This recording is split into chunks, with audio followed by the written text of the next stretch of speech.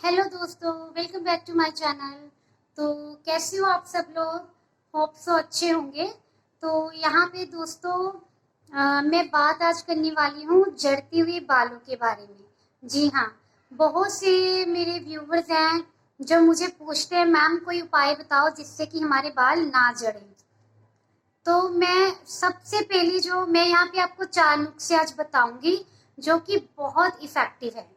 लेकिन उससे पहले मैं आपसे ये कहना चाहूंगी कि जिनके भी बाल झड़ते हैं, जो जैसे कि बहुत ज्यादा जिनके बाल झड़ते हैं और जिनके भी यहाँ पे शाइयां होती हैं, आपको पता है ना शाइयां होती हैं, और जिनके भी बहुत ज्यादा आंखों के काले घेरे होते हैं जो कि किसी नुस्खे से ठीक नहीं होते, उनको मैं ये कहना चाहूंगी कि सबसे पहले वो अपने हार्मोनल टेस्ट करवाएं।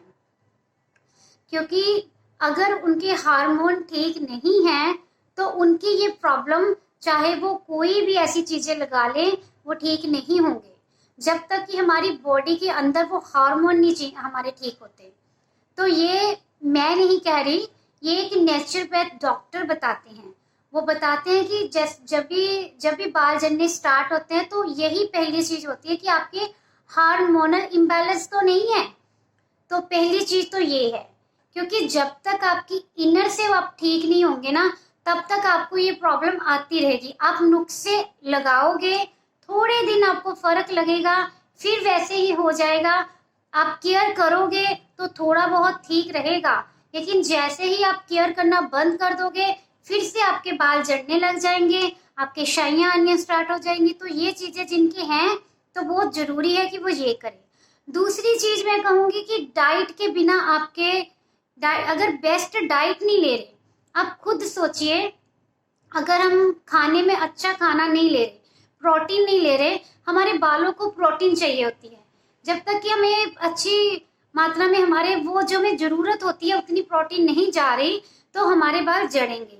और कईयों को थायराइड होता है, उसके वजह से भी बाल झड़ते हैं। चलिए अब नुस्खे के बारे में बात करते हैं। तो सबसे पहला जो नुस्खा है वो ये है कि आपको दही लेना है। दही को आपको फेंट लेना है, जैसे हम ऐसे ऐसे करके फेंटते हैं, वो फेंट लेना है। तो अब उसमें क्या करना है, थोड़ी अच्छी मात्रा में आप दही ले लीजिए, क्योंकि आपको नहीं देखना है कि आपके बालों में कितना दही लग सकता है, उस मात्रा में ले लीजिए। फिर आपने घिया लेनी है, घिया को कद्दूकस कर लेना है, कद्दूकस करके उसका रस निकालना है।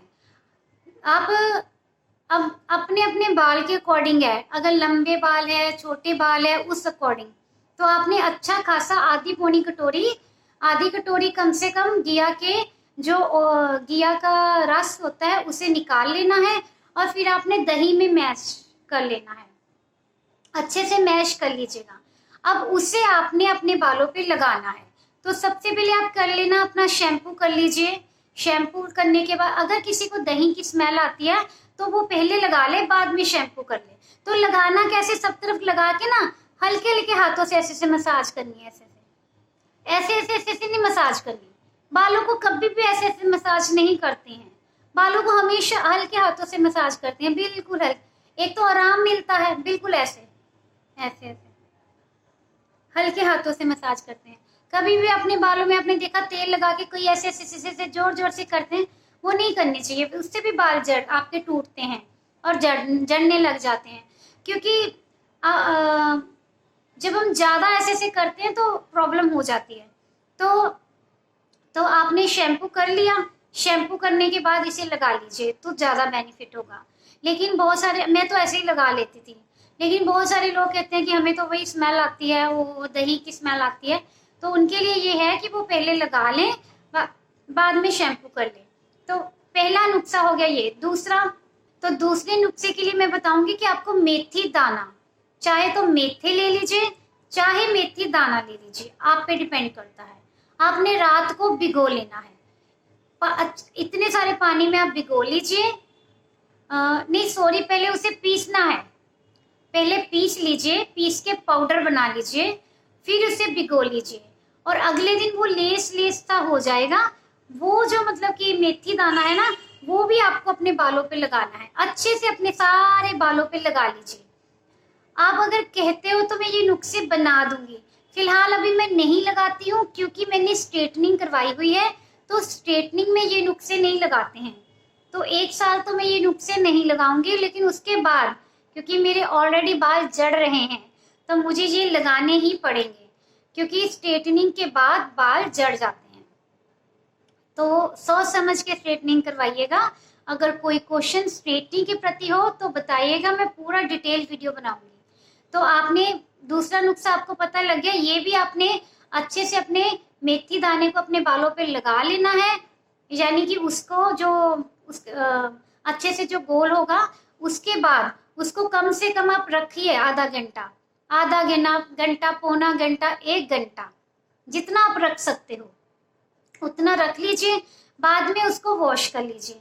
तो जो आपको दही वाला बताया वो भी आप कम से कम 1 घंटा, पौना घंटा, जितना रख सकते हो, जितना का आपकी कैपेसिटी है रखने की उतना रखिए। तो ये थे 2 नुस्खे। तीसरा नुस्खा, तो यहाँ पे जो मैं तीसरा नुस्खा बताने जा रही हूँ बहुत इफेक्टिव है, आपको बहुत ही सिंपल है, नॉर्मल है। आपने नारियल का दूध निकालना है, दूध भी पतला नहीं निकालना, क्रीम निकालनी है। तो नारियल का दूध अगर नहीं निकालना आता तो बताइएगा, क्योंकि वो तो मैं अपनी रेसिपी में वैसे भी अपनी खाने में इस्तेमाल करती हूँ, तो मैं आपको बताऊंगी कि वो कैसे निकालना है। नारियल का जो दूध होगा या क्रीम सी होगी, उसे आपने अपने बालों पे लगाना है, और अपने बालों पे फिर वही कहूंगी बहुत हल्के हाथों से मसाज करनी है, बहुत ही हल्के हाथों से पूरे बालों पे लगा लेना है। और पूरे बालों पे लगा के उसे भी आधा पौना घंटा आप अपने बालों पे रखिए, फिर वॉश कर लीजिए।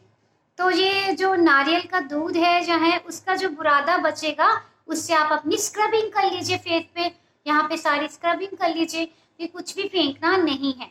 अभी 4th नुस्खा जो मैं आपको बताने जा रही हूँ वो आपके बालों में अगर कोई कीड़ा भी लग जाता है, इन्फेक्शन लग जाती है, उसको ठीक करता है। आपने क्या करना है, दूध की मलाई लेनी है।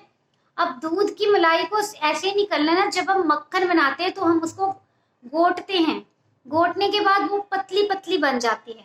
तो उस स्टेज में जब वो पतली पतली सी बन जाए, ना मक्खन निकला हो ना वो मलाई हो, यानी कि वो लिक्विड सा कुछ बन जाता है, उसमें आपको हल्दी डालनी है। थोड़ी सी हल्दी डाल के वो लिक्विड सा आप अपने बालों पे लगाओगे और अच्छे से अपने बालों को कवर कर लोगे। जितनी देर रख सकते हो रखिए, ज्यादा अच्छी बात होती है, जितना ज्यादा टाइम आप रखते हो उतना ही आपको बेनिफिट होगा। तो आपने करना क्या है, उसके बाद आपको शैम्पू से नहाना पड़ेगा। तो शैम्पू से नहाने और साथ ही साथ आपको थोड़ा सा, जैसे कि आजकल गर्मियों में गुनगुना पानी होता है, तो गुनगुने पानी से आपको नहाना है, आप यानी कि सिर को वॉश करना है। तो यहाँ पे ठंडे पानी का इस्तेमाल नहीं करना है, थोड़ा गुनगुना ही होना चाहिए, ताकि जो उसका जो ऑयल है वो निकल जाए। और देखिएगा आपके बाल भी शाइनिंग करेंगे, और दूसरा आपके जो स्कैल्प है उसमें जो कीड़े वीड़े होते हैं, जैसे कईयों के बहुत ज़्यादा खुश्की हो जाती है, बालों में कीड़े लग जाते हैं, वो कीड़े दिखते नहीं है, वो ऐसे ही होते हैं, बालों में होते हैं जैसे खुश्की के रूप में। तो जैसे वाइट वाइट हो जाते हैं ना वो भी आपके ठीक हो जाएंगे, उससे भी बाल झड़ते हैं। तो इससे और भी आप क्या कर सकते हैं, आप अपनी ऑयलिंग कीजिए अच्छे से। और ऑयलिंग जब भी करनी है, मान लीजिए आपने आज नहाना है, फिर वॉश करना है, तो आप रात को कर लीजिए, जब 2-3 घंटे पहले कर लीजिए, गर्मियाँ है तो वो ऑयलिंग भी आपको जसना नहीं है, बहुत सिंपल हाथों से आपको जड़ों पे लगाना है ऑयल, ऐसे ऐसे अच्छे से लगा के आप ऑयलिंग करके अपने कीजिए। बालों को जितना पोषण देंगे उतना ही ये बढ़ेंगे, फूलेंगे। लेकिन एक बात फिर दोबारा कहती हूँ, जब तक कि इनर से आप ठीक नहीं होंगे, यानी कि आपकी डाइट, तो इसके लिए सबसे बेस्ट तरीका है आप DIP डाइट अपनाइए। और जो पत्ते होते हैं, जैसे हमारे पत्ते होते हैं पालक के, मेथी के, धनिया के, पुदीना के, इससे खाइए, जितना ज़्यादा इसे खा सकते हैं। चटनी बना के खाइए, लेकिन यहाँ पे चटनी का मतलब ये नहीं है कि आप चटनी बनाइए तो उसके बाद फ्रिज में रखिए, नहीं, उतनी ही बनानी है जितनी खानी है। तो आपको मेरी बाकी वीडियो में पता लग जाएगा, क्योंकि DIP डाइट मैं बहुत ज़्यादा कहती हूँ, तो DIP डाइट जरूर लीजिए, तो जल्दी से जल्दी अपने बालों को हेल्दी कीजिए। Okay, bye bye and thank you, love you all, bye bye.